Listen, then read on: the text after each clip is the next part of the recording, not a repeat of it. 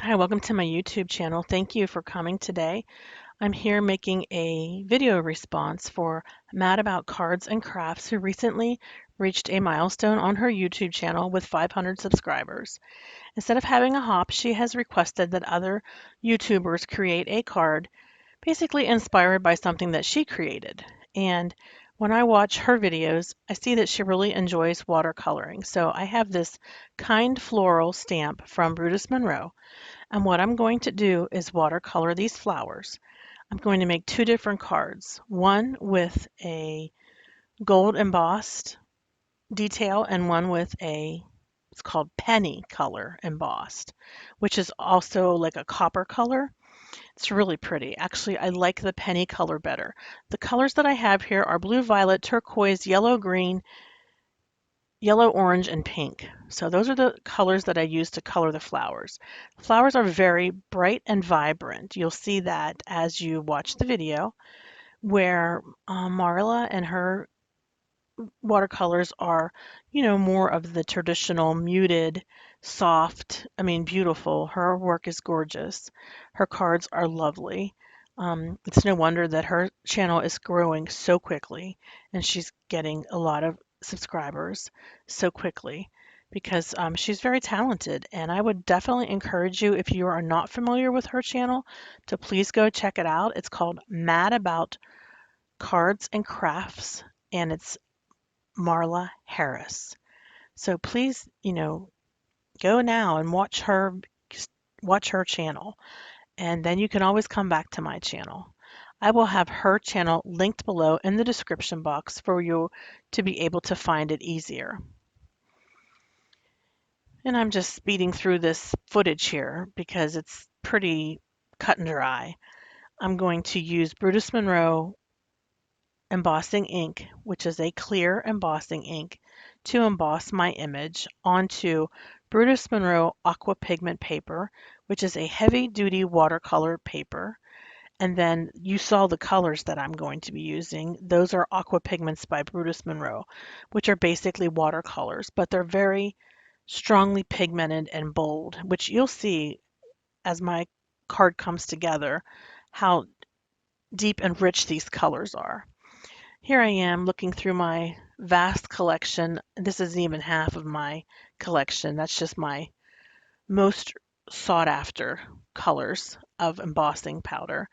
But I picked the gilded, which is gold. And then I thought, well, I wonder what penny will look like. So I had this piece of watercolor panel left after I trimmed my main piece, and it's just the right size to make a nice card front. This image is gigantic. It's the size of a full cover of a A2 card. It is very large. So having this panel, which is a little bit more narrow, is fine. It's still going to look really nice on a card. And as a matter of fact, I kind of like the way the penny turned out better with these vibrant colors of watercolors, these Brutus Monroe Aqua Pigments. I do like the way it turned out. I think a little bit, I like it a little bit more with the penny color. But either way, I think they're both really pretty cards. They're both different, and you'll see at the end here how they came together. But while I'm doing this part, which is basically just embossing and just putting embossing powder onto my watercolor panel, I want to tell you a little bit more about this stamp set. So there are a couple different sentiments with this stamp set. One is choose kindness. The other is you are so loved, which is the sentiment that I end up using on my card that I embossed with this penny embossing powder. Look how pretty that is. That penny embossing powder is so pretty. I don't use it enough. I'm definitely going to start using it more. Wait till you see it when it's heated up. And the final sentiment is however bad a situation is, it will change. Okay, so those are some really nice sentiments. And this is the kind floral photopolymer stamp set by Brutus Monroe. I will have it linked below in my description box. I also have links for Marla's YouTube channel so that you can check out her channel. And then when you look at her channel, you'll be able to see the videos that basically are being created by other YouTube content creators. Okay, so here is my already partially watercolored first panel. I was having lots of problems with my recording equipment. My iPhone is full at this point, so I'm deleting photos and trying to free up space on my iPhone. This is a story of my life, folks. I was just facing the same struggle a couple months ago, and somehow I was able to free up enough space to be able to record, and now it's full again. So either I need to get a new iPhone or delete a whole bunch of photos. What I ended up doing was buying one of those little USB drives that you stick inside of your iPhone to copy. At least I can copy the photos, get them off of my phone, and transfer them to my laptop and then back them up onto my hard drive or whatever to the cloud. Because at this point, you know, I'm thinking I'm learned my lesson, but I notoriously don't delete things in my phone. I won't even tell you how many emails I have in my phone. That could be another reason why I'm not able to record videos. But what I did was, to finish things up, I borrowed my husband's cell phone. He also has an iPhone like me, which has scads of memory because he doesn't take any pictures. He certainly doesn't do any videos. He doesn't have hardly any apps or any emails. So, and I couldn't believe how quickly it uploaded from his phone. And I said, "Oh man, I need to do a better job of keeping my phone less clogged up because after recording on his phone, it was like lickety split. It recorded, it didn't cut me off. Like what I was having trouble with this video was every time I would get to like 20 minutes, it would stop. It would just stop recording. And so that's not good because I normally film about an hour's worth of footage just to get like a 15-minute video. That's because I film the entire process from start to finish. Basically, I just start creating. I have my iPhone recording the whole thing, and then I come down and I edit the video footage to fit into, I try to keep it under 20 minutes. Lately, I've been doing a really good job about 15 minutes, but this one is a little bit longer because I made two cards. So come on, give me a break, folks. Just kidding. Anyways, this is a really pretty pink, and it actually looks a lot better with the penny embossing powder. So take my word for it. You'll see it here in a little bit how nice it turns out with that penny. I'm going to fast forward here because this is pretty standard watercoloring. So now I'm done with my first card panel. I'm going to switch over to the second one, which is penny. I think it's really beautiful. Reminds me of an antique, and I think it looks so nice with this pink. I just think it looks so nice together. I guess it reminds me of rose gold or something. I don't know what it's called. Not maybe not rose gold, but like copper. I mean, that's what a penny is, copper, so that would make sense. And with these Brutus Monroe Aqua pigments, you don't have to go as highly pigmented as I'm going. If you add more water or just add a little bit of the pigment and then water, you won't have as bright or deeply intense colors. But that was just my preference. And for this card, I think it turned out really nice, especially on this card. I'm definitely going to make more cards using some of my floral stamps with the penny embossing powder. I just really liked how this turned out. This is blue violet, which also I think matches very well with the penny embossing powder. And that yellow is sunflower. It's a metallic aqua pigment.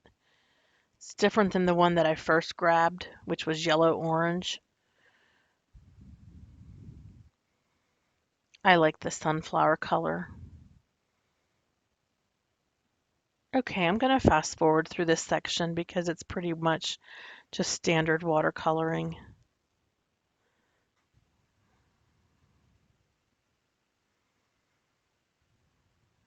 This color that I'm using there is turquoise. That's the yellow-orange color. Okay.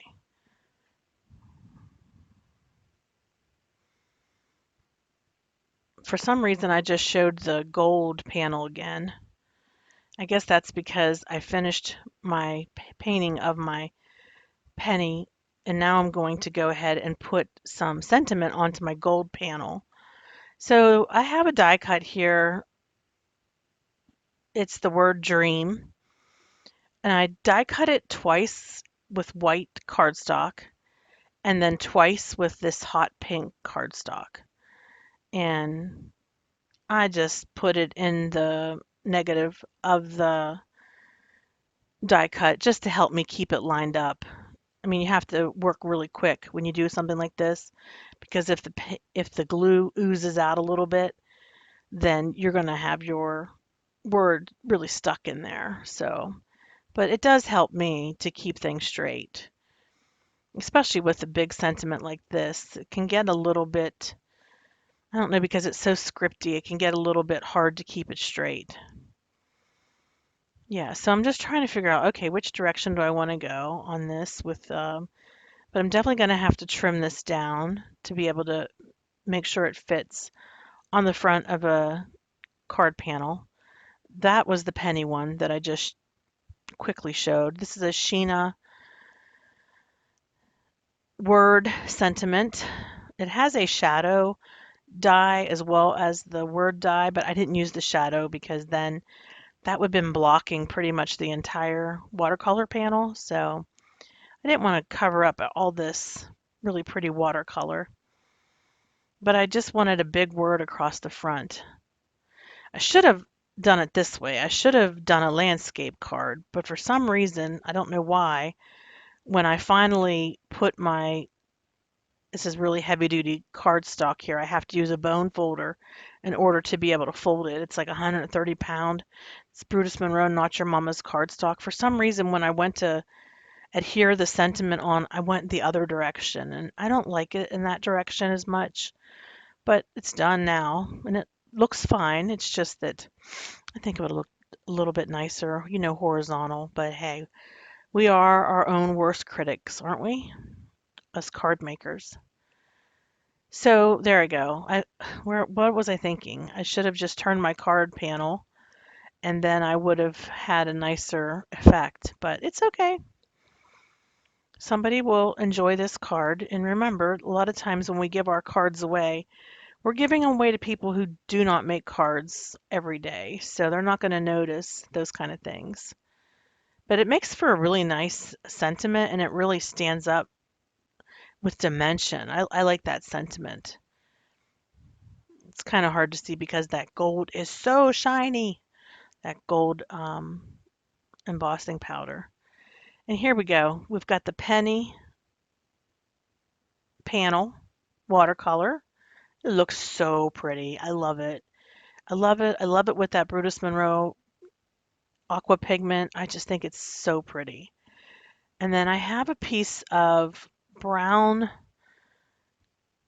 like a card base that's brown color, which I end up using instead of this white.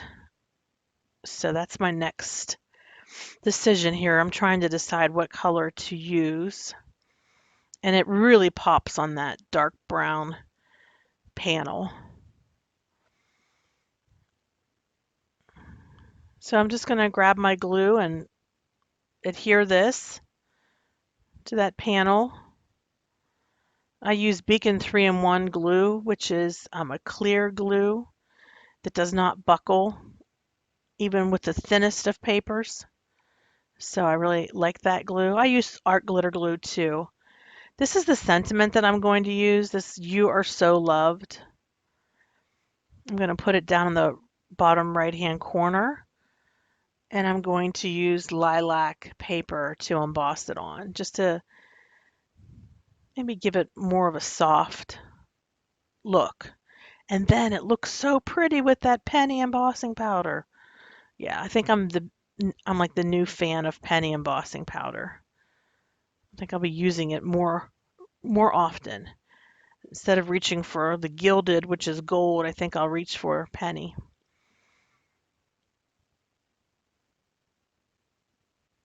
And I just take some embossing ink and ink up this sentiment, stamp it onto this lilac colored paper. I got my squish tool out because I was using my glass media mat.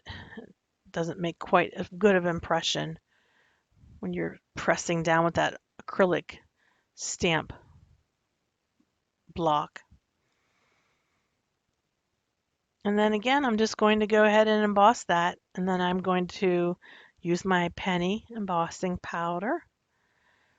If you had a nickel for every time I said penny embossing powder, you'd be rich with this video. And I don't have a die for this sentiment, but what I end up doing is just fussy cutting it and it looks fine. I just try to follow the natural curves of the script handwriting when I fussy cut a sentiment. I just felt like if I would have used some kind of die to cut this out, it would have just created too much harsh lines. And this is such a floral, like soft, romantic style of a card that I didn't want to have like a square die or a rectangular die on top of it. So I just took my scissors and I just kind of followed along the curve of the cursive handwriting. You know, I'm not cutting too close, although there's one part where I cut a little bit too close, but that's bound to happen. I just tried to give it a little bit of a margin around the edge, and this is where I went a little bit too close right here. Yeah, that was too close. It looks a little bit harsh, but it doesn't really show up that much once you put it on your card. And let's see, did I glue this directly down? Nope, I used foam dots and I popped it up. So this is it, guys. This is the end of the video. Thank you so much for watching. Again, please go ahead and check out Marla's YouTube channel. Congratulations again, Marla, on this milestone that you have reached. Thank you very much for asking your fellow YouTubers to do a video response. I hope you like the cards that I made inspired by your watercoloring. I hope that you think that they are quality pieces that you feel contributed nicely to your video response for YouTubers for your 500 subscriber celebration. I'm sure that you'll soon be at 1,000 because you're already, I think, at 700. So I'm really happy for you, and I'm so glad that I got to meet you through the crafting community. Thanks for watching, everybody. We'll see you next time. Bye-bye.